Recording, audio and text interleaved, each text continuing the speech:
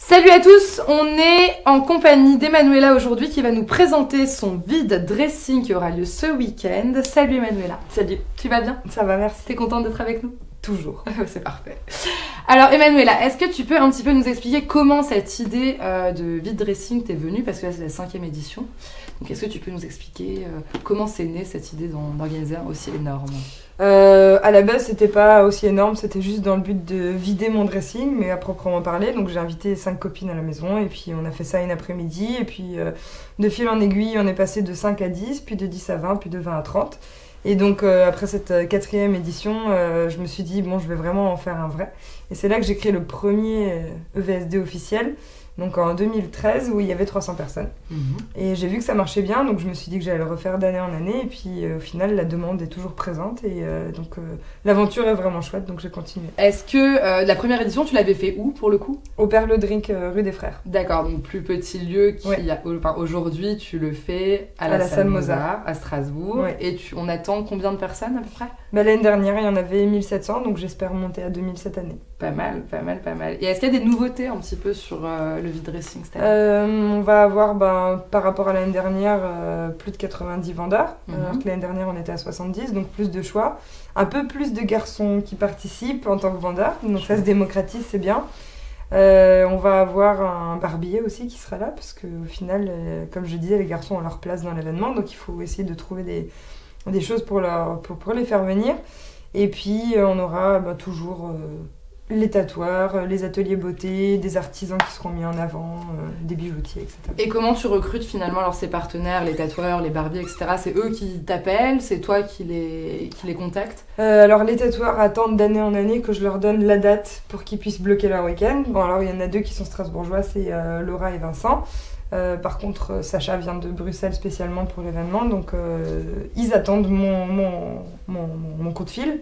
Et puis pour ce qui est des prestataires beauté, moi j'aime bien contacter les gens que je connais, avec qui j'ai déjà travaillé. Après, je suis toujours ouverte à de nouvelles personnes. Et du coup, cette année, le barbier et la maquilleuse sont des personnes avec qui j'ai jamais travaillé, qui viendront pour la première fois sur l'événement. Très chouette.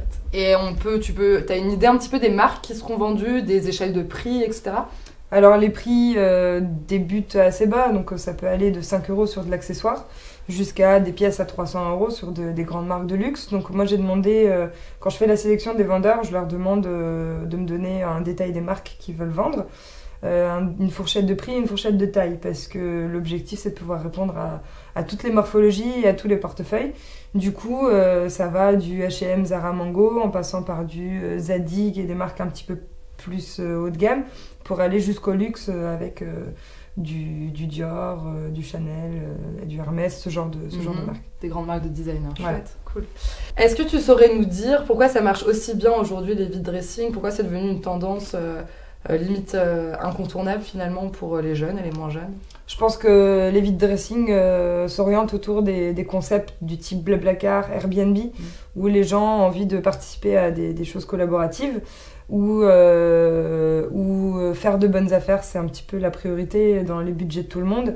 Et puis parce qu'en dehors du fait d'être juste un vide dressing, il y a plein de choses qui se passent autour, donc on vient pas juste pour faire du shopping, on vient passer un bon moment. Et du coup, je pense qu'il y a toutes ces choses qui font que les gens aiment bien venir passer, que ce soit 1 heure ou 3 heures, parce qu'il y a vraiment des gens qui viennent longtemps, entre ceux qui viennent juste faire du shopping, ceux qui viennent manger un bout, ceux qui viennent se faire tatouer, profiter des ateliers. On peut vraiment y rester au moins 3 heures et a priori les gens sont pas déçus, donc c'est peut-être pour ça que ça marche. Super.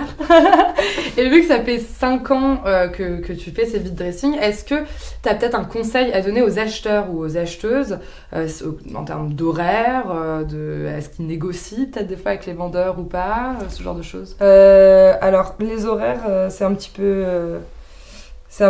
je sais, à 11h du matin, les portes s'ouvrent et les gens, c'est très bizarre de le dire comme ça, mais les gens courent en fait. Il y en a qui courent pour le stand de tatoueur, et il y en a qui courent, il y a les vraies chineuses, les vrais fashionistas, qui viennent directement à 11h pour faire le tour le plus rapidement de tous les stands et trouver la pièce à pas manquer. Et puis, donc ça marche très bien, on va dire sur toute la journée. L'année dernière, j'avais essayé d'aller jusqu'à 22h, de faire une partie un peu after work.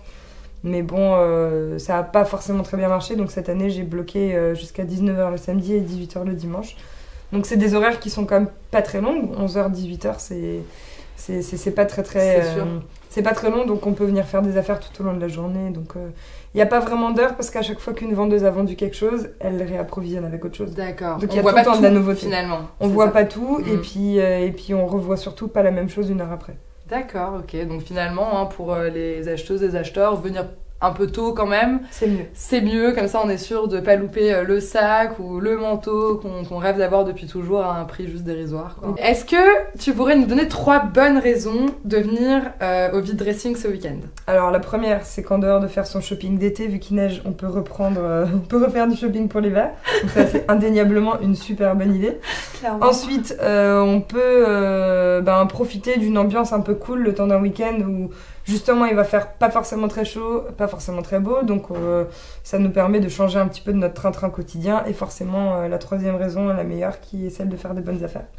Alors si vous aussi vous souhaitez faire le plein de bonnes affaires, rendez-vous 1 rue du Miroir à la Salle Mozart où Emmanuela et sa clique vous accueilleront avec un grand sourire comme à leur habitude. Voilà, bon week-end, profitez bien et à très bientôt. Ciao!